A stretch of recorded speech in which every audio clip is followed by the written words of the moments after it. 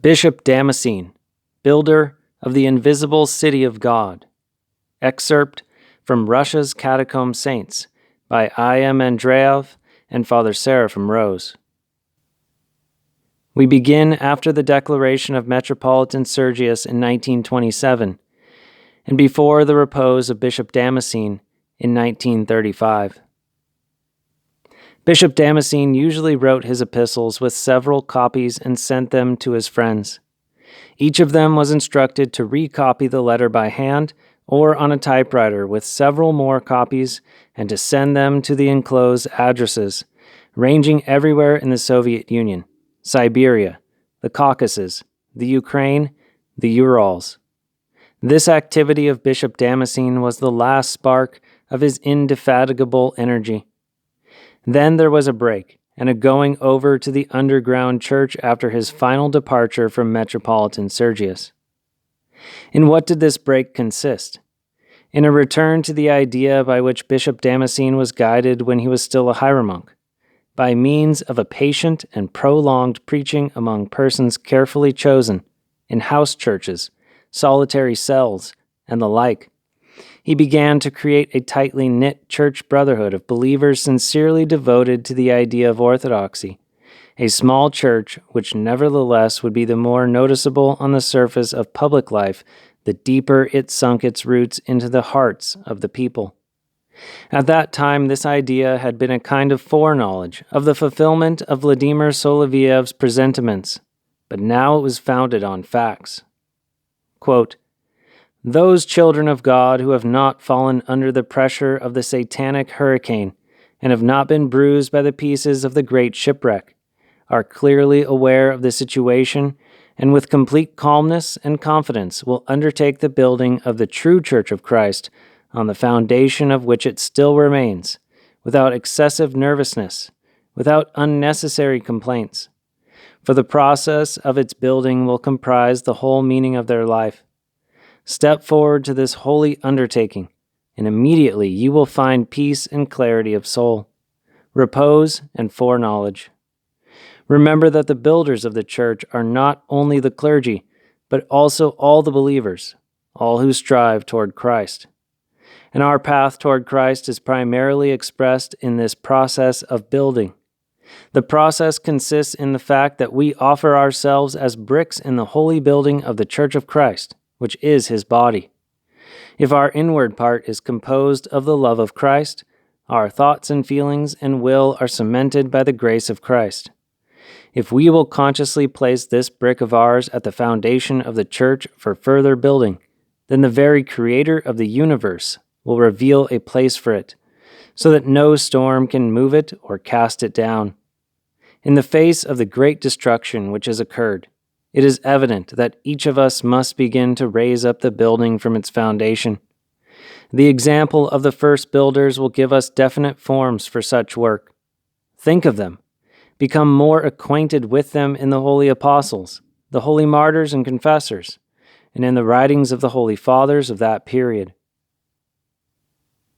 Bishop Damascene turns the thoughts of his friends and venerators to the times of the martyrs and confessors, because after the 1,000-year history of Christianity in Russia, the Church has been thrown back to the times before Constantine the Great, to the times of Nero and Diocletian.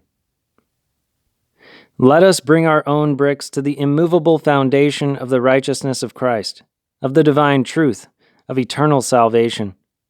Without many words, without loud phrases, create first a small nucleus of a few people who are striving towards Christ, who are ready to begin the realization of the evangelical ideal in their lives.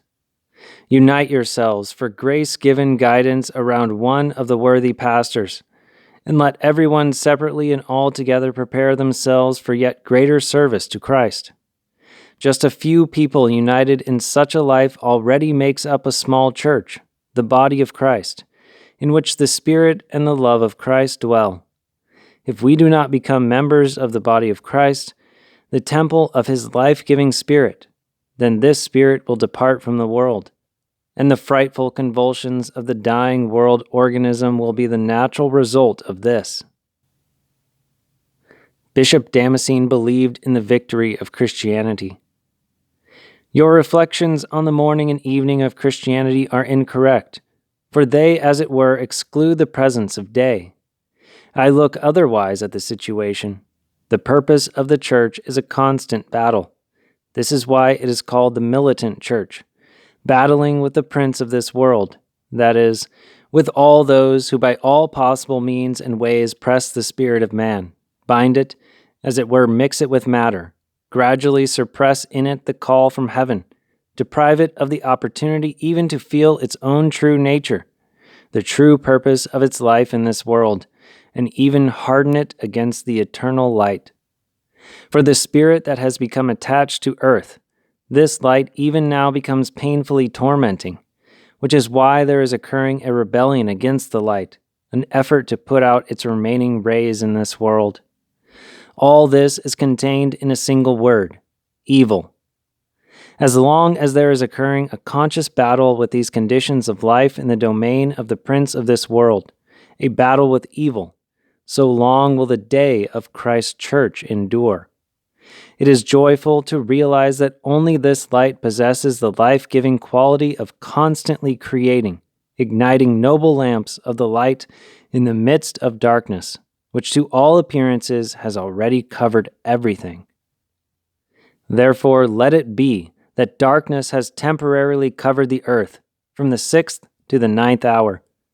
Let it be that the lamps of certain churches are hidden under bushels, so as not to be put out by the satanic whirlwind, as has occurred with the majority.